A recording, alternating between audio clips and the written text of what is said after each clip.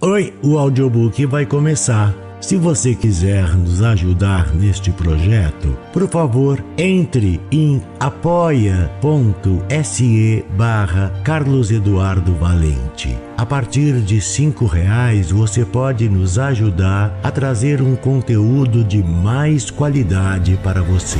Você também pode se inscrever em nosso canal do YouTube e tornar-se membro para ter conteúdos inéditos antes de qualquer outra pessoa.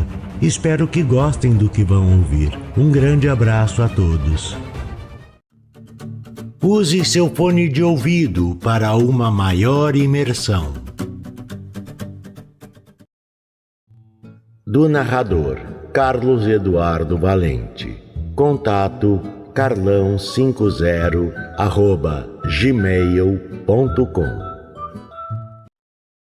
Sobre a água, de Guy de Maupassant. No verão passado eu tinha alugado uma pequena chácara às margens do Sena, a várias léguas de Paris. Ia dormir lá todas as noites. Ao cabo de alguns dias, conheci um dos meus vizinhos, um homem de 30 a 40 anos, no mínimo o tipo mais curioso que jamais vira. Era um velho barqueiro, mas um barqueiro fanático, sempre perto da água, sempre sobre a água, sempre na água. Devia ter nascido num bote e certamente vai morrer manobrando um bote em sua viagem final.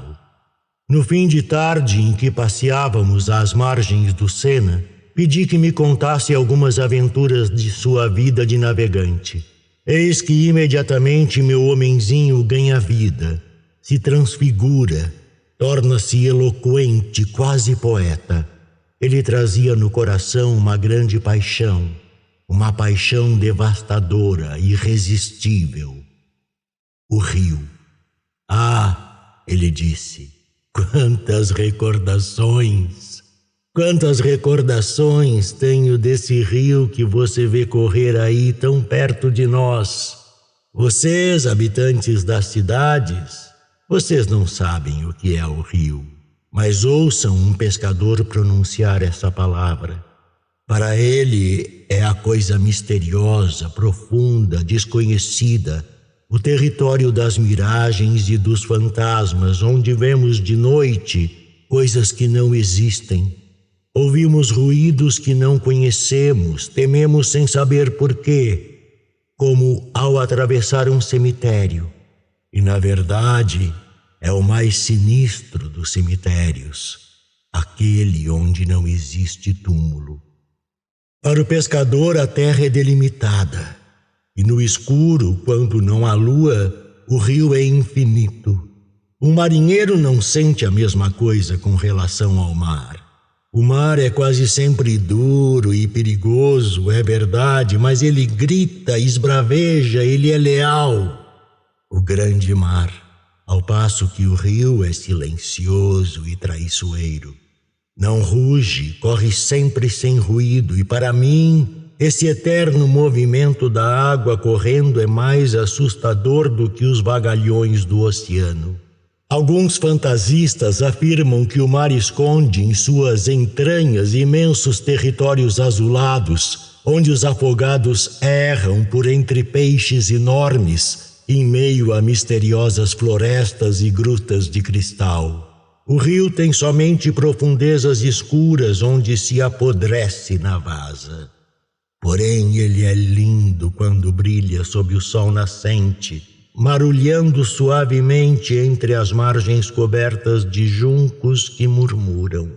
O poeta, falando do oceano, disse: ó vagas que conheceis lúgubres histórias, vagas profundas temidas pelas mães ajoelhadas, vós que vos conteis tais histórias quando as marés são elevadas, e é isso que vos dá dessas vozes desesperadas que tende a noite quando vindes até nós. Pois bem, penso que as histórias sussurradas pelos juncos delgados com suas vozes baixinhas e tão suaves podem ser ainda mais sinistras que os dramas lúgubres contados pelas vociferações das ondas. Mas já que você pergunta sobre alguma das minhas recordações, vou lhe contar uma aventura esquisita que me aconteceu aqui mesmo faz uns 10 anos. Eu morava, como ainda hoje, na casa da senhora Lafon, e um dos meus melhores companheiros, Louis Bernet, que agora renunciou aos barcos, a seus adereços e a sua displicência para ingressar no Conselho de Estado, estava instalado no vilarejo de C, 2 léguas abaixo. Jantávamos juntos todas as noites, ora na casa dele, ora na minha. Uma noite eu voltava sozinho e bastante cansado, trazendo a duras penas meu pesado barco rio acima, um oceano de 12 pés que utilizava sempre à noite, e parei alguns segundos para tomar fôlego perto da ponta dos juncos. Lá, mais ou menos 200 metros antes da ponte da estrada de ferro, era uma noite magnífica. A lua resplandecia, o rio cintilava, a brisa era calma e agradável. Aquela tranquilidade me tentou. Disse a mim mesmo que me faria bem fumar meu cachimbo naquele lugar. A ação seguiu o pensamento. Peguei a âncora e a joguei no rio. O bote que descia outra vez com a correnteza arriou sua cadeia até o fim e parou. Eu me sentei na popa, no meu agasalho de pele, tão comodamente quanto me foi possível. Não se ouvia nada, mas nada mesmo. Só de vez em quando eu pensava ouvir um barulhozinho quase imperceptível da água junto à margem e distinguia os ramos de juncos mais altos que assumiam formas surpreendentes e, por momentos, pareciam se agitar. O rio estava perfeitamente tranquilo, mas me sentia agitado pelo silêncio extraordinário que me rodeava. Todos os bichos, rãs e sapos, estes cantores noturnos dos charcos, estavam calados. De repente, perto de mim, à minha direita, uma rã coachou. Estremeci, ela se calou. Não ouvi mais nada e decidi fumar um pouco para me distrair. Mas, embora fosse um fumador inveterado, não consegui. Na segunda tragada, o meu coração se alterou e parei. Pus-me a cantarolar. O som da minha voz era insuportável. Então me estendi ao fundo do bote e olhei para o céu. Durante algum tempo permaneci tranquilo, mas em seguida os pequenos movimentos do barco me inquietaram.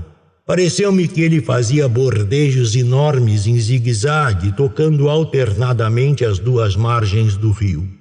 Depois pensei que algum ser ou força invisível puxava-o lentamente para o fundo da água e o reerguia em seguida para deixá-lo cair de novo. Eu era jogado de um lado a outro como se no meio de uma tempestade. Ouvi ruídos à minha volta. Pus-me de pé de um salto. A água cintilava, tudo estava calmo. Compreendi que eu estava com os nervos um pouco debilitados e decidi ir embora. Puxei a corrente, o barco se pôs em movimento, mas logo senti uma resistência. Puxei mais forte, a âncora não veio. Ficava presa em alguma coisa no fundo da água e eu não conseguia erguê-la. Recomecei a puxar, mas inutilmente. Então apanhei os remos e fiz o barco dar a volta, levando-o a montante para mudar a posição da âncora. Foi em vão. Ela continuava presa. Fui tomado pela cólera e sacudi a corrente com raiva. Nada se moveu. Desanimado, sentei e comecei a refletir sobre a situação. Eu não podia pensar nem em rebentar a corrente, nem em soltá-la da embarcação, porque ela era enorme e estava engastada na proa, numa tora de madeira mais grossa do que meu braço. Mas como o tempo continuava bom, imaginei que sem dúvida não tardaria a encontrar algum pescador para me socorrer. Meu infortúnio tinha me acalmado. Sentei-me e pude, enfim, fumar meu cachimbo. Trazia comigo uma garrafa de rum, bebi 2 ou 3 goles e até ri da minha situação. Fazia bastante calor, de modo que, em último caso, poderia passar a noite ao relento sem grandes problemas. De repente, um ligeiro golpe ressoou contra o casco do barco. Levei um susto e um suor frio me gelou dos pés à cabeça. Aquele barulho vinha sem dúvida de algum toco de madeira trazido pela correnteza, mas fora o suficiente para que eu me sentisse de novo invadido por uma estranha agitação nervosa. Agarrei a corrente e me estiquei todo num esforço desesperado. A âncora não cedeu. Sentei-me outra vez esgotado. Nesse meio tempo, o rio se havia coberto aos poucos com um nevoeiro branco e muito espesso que se arrastava rente à água, de maneira que, pondo-me de pé, eu não via mais o rio, nem meus pés, nem o barco, mas distinguia apenas a ponta dos juncos e depois, mais longe, a planície inteiramente empalidecida pela luz da lua, com grandes manchas escuras subindo ao céu, formada pelos grupos de álamos. Eu estava como sepultado até a cintura, numa espécie de toalha de algodão, de uma brancura singular, e vinham-me à mente pensamentos fantásticos. Imaginava que tentavam subir no barco, que eu não conseguia mais enxergar, e que o rio, encoberto por aquele nevoeiro opaco, devia estar cheio de seres estranhos que nadavam à minha volta. Senti um mal-estar horrível. Tinha as têmporas comprimidas. Meu coração batia a ponto de me sufocar e, perdendo o juízo, pensei em escapar a nado. Mas logo essa ideia me provocou um calafrio de pavor.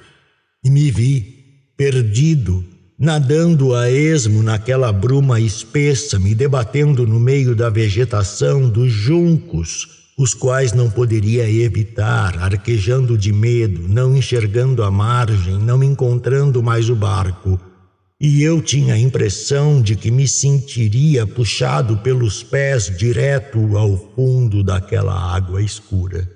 De fato, como eu seria obrigado a subir a correnteza ao menos por uns 500 metros antes de encontrar um lugar livre de vegetação e de juncos, onde pudesse dar pé, haveria para mim 9 chances em 10 de eu não conseguir me orientar no nevoeiro e de me afogar por melhor nadador que fosse. Tentei manter a razão.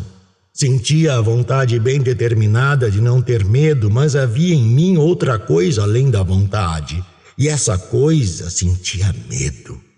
Me perguntei sobre o que poderia temer. Meu eu corajoso debochou de meu eu covarde, e jamais percebi tão clara quanto naquela noite a oposição dos 2 seres que existem em nós, um querendo, o outro resistindo, e os 2 triunfando alternadamente. Aquele medo estúpido e inexplicável continuava crescendo e transformava-se em terror. Eu permanecia imóvel, os olhos abertos, o ouvido espichado e à espera. De que eu não sabia, mas devia ser algo terrível. Acho que se um peixe tivesse resolvido saltar fora d'água, como frequentemente acontece, nada mais teria sido preciso para me fazer cair duro, inconsciente. Entretanto, com um esforço muito grande, terminei por mais ou menos recobrar a razão que me escapava.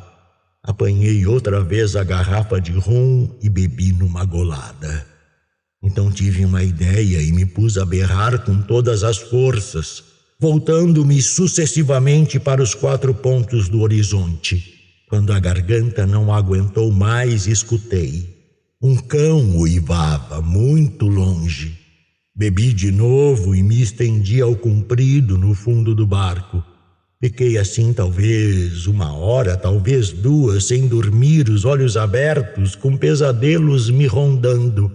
Não tinha coragem de me levantar e, no entanto, desejava intensamente fazê-lo. Adiava de minuto em minuto. Dizia a mim mesmo: vamos, de pé! E tinha medo de fazer um só movimento. Finalmente me ergui cheio de precauções, como se minha vida dependesse do mínimo ruído que eu fizesse, e olhei por cima da borda. Fiquei deslumbrado pelo mais maravilhoso, pelo mais surpreendente espetáculo que se possa ver.